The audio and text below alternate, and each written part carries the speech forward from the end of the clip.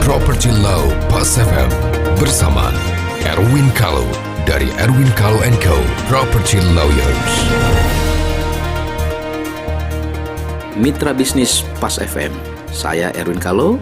Property Law hari ini kita akan membahas tentang maraknya berita-berita di media online cukup menggemparkan dan meresahkan para pemilik apartemen yang tanahnya berdiri di atas HPL. Dikatakan dalam berita itu bahwa hati-hati, cek apartemen Anda, kalau tanah HGB-nya di atas HPL, maka akan diambil oleh negara pada jangka waktu tertentu, yaitu 30 tahun akan diambil oleh negara. Yang ingin saya sampaikan adalah penjelasan yang objektif dan yang benar, bahwa apa yang beredar di dalam media online, ya, ancaman-ancaman dan provokasi-provokasi tersebut tidak benar. Kenapa demikian? Karena kita harus tahu bahwa HPL itu, hak pengelolaan lahan, itu adalah kewenangan pemerintah di dalam mengatur peruntukan dan zoning, bukan kepemilikan. Hal itu diatur di dalam Peraturan Menteri Dalam Negeri nomor 1 tahun 77. Dulu belum ada peraturan tentang tata ruang, sehingga pemerintah perlu menjamin adanya kepastian tentang peruntukan lahan dan zoning, ya. Maka di situ instansi-instansi pemerintah atau badan-badan yang diberikan HPL, pastinya badan pemerintah,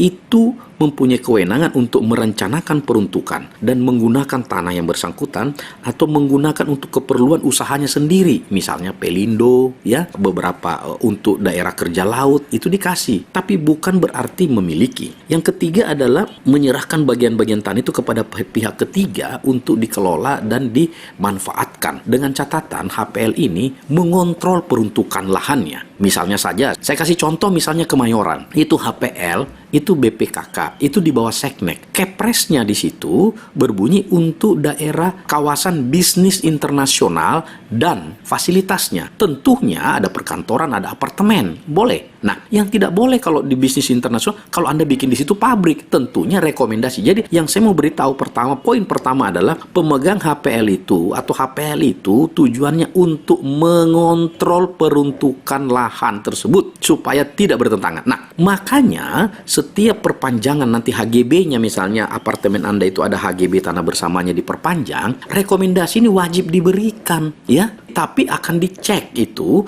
apakah peruntukannya itu masih sama atau berubah. Kalau misalnya peruntukannya itu apartemen residence, lalu Anda mengajukan ditanya untuk apa Anda mau bangun pabrik, pasti ditolak. Tetapi logika saja, kalau Anda sudah apartemen, kan tidak mungkin Anda bikin pabrik, emang apartemennya mau dibongkar. Jadi mitra bisnis Pas FM yang memiliki apartemen, yang dimana tanah HGB-nya ada HPL-nya, tidak perlu khawatir. Kalau sudah habis HGB-nya, itu harus diperpanjang memang 30 tahun pertama dan 20 tahun. Nah, setelah 20 tahun diperpanjang, apakah itu hilang? Tidak, ya. Bisa lagi, tapi bukan namanya perpanjangan, tapi pembaruan hak. Memang konsekuensi kalau kita ada HPL-nya, ada sedikit biaya tambah, biaya administrasi, itu namanya biaya rekomendasi. Karena dalam peraturan Menteri Dalam Negeri nomor 1 tahun 77, memang rekomendasi itu tidak diatur di situ, tetapi biaya rekomendasi inilah, misalnya saja, di situ ada macam-macam tergantung perjanjian pemegang HPL dengan pengembang. Ada misalnya 2,5%, ada 5%. Ya, seperti di Mangga 2, kalau itu HPL-nya Pemda itu 5%. Tetapi 5% ini kalau apartemen,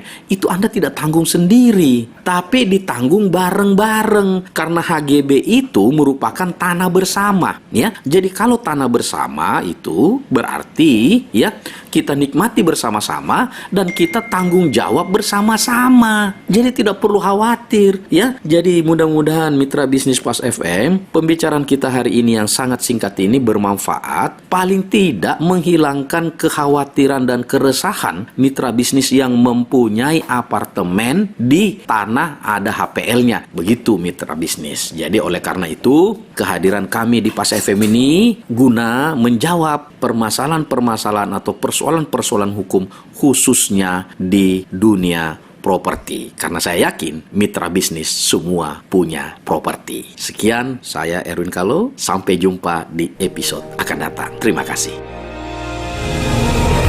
Nantikan Property Law Pas FM berikutnya. Bila Anda memiliki pertanyaan Property Law, email ke redaksi@pasfm.com. Redaksi@pasfm.com.